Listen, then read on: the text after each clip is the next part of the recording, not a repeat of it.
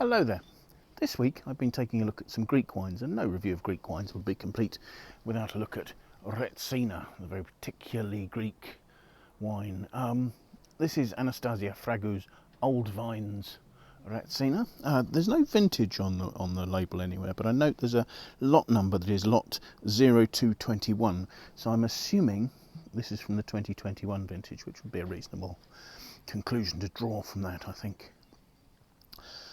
Retsina is normally made from a grape variety called Savatiano. This is 100% Savatiano, and the majority of that is grown in and around Attica, a region that I suppose it's grown up because of its proximity to Athens. The best producing region of Attica is Misogaia, and that's where Anastasia Fragou has her winery. They have a winery in Retsina, and then they have vineyards in Retsina. They have more vineyards in a place called Spata, which is where this is from, and then they have vineyards growing Malaguthia and red in a place called Pekami. And this is from a single vineyard in a place called Vulia. So old vines giving concentration. And Retsina has had quite a bad name, I guess, universally, because a wine flavoured with pine resin, it's quite a particular taste that isn't necessarily easy to get used to. And it was the sort of thing people would drink on holiday where the cuisine absolutely fitted the wine and the wine was fresh. Very often you'll find that if you're buying it overseas, because there's not a lot of turnover in, or if you're buying from a place where there's not a lot of turnover in Retsina, the wine has become a little stale. Savatiano oxidises fairly readily. So you want to make sure you've bought a fairly fresh, younger wine.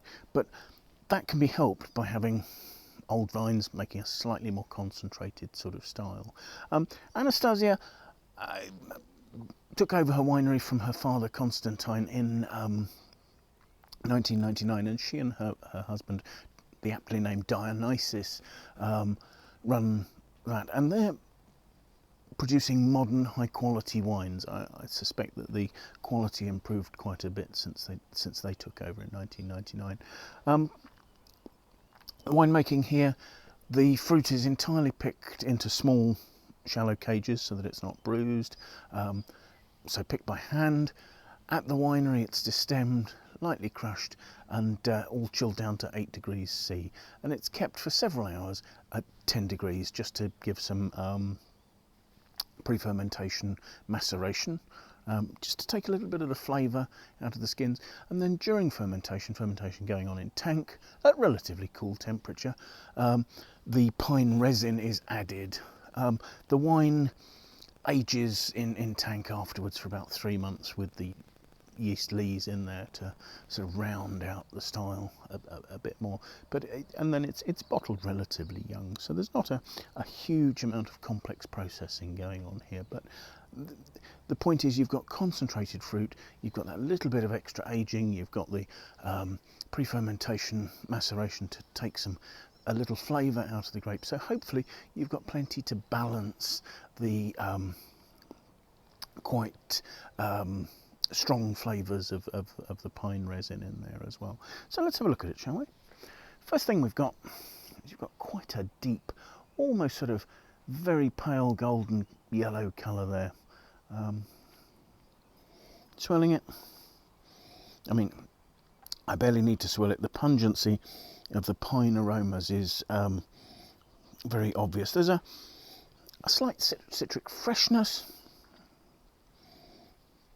but yes, there's quite pronounced pine aromas there. So that's for taste.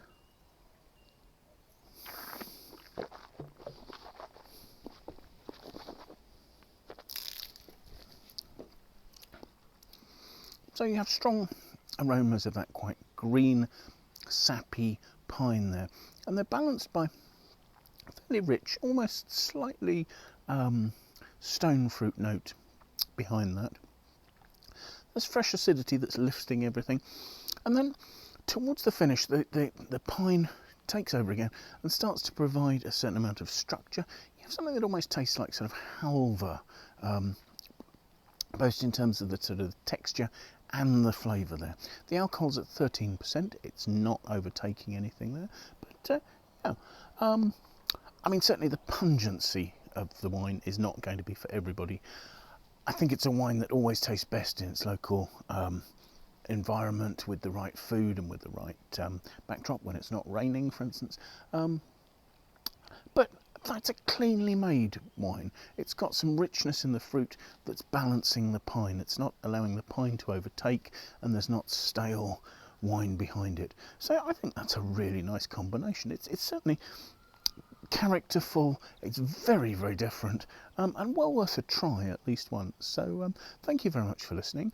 I hope you find this interesting. I hope maybe you'll be brave enough to sort of try a decent Retsina at some stage. They can be really enjoyable. So do feel free to follow us on YouTube, do like and share and comment below, and hopefully we'll see you again soon. Bye now.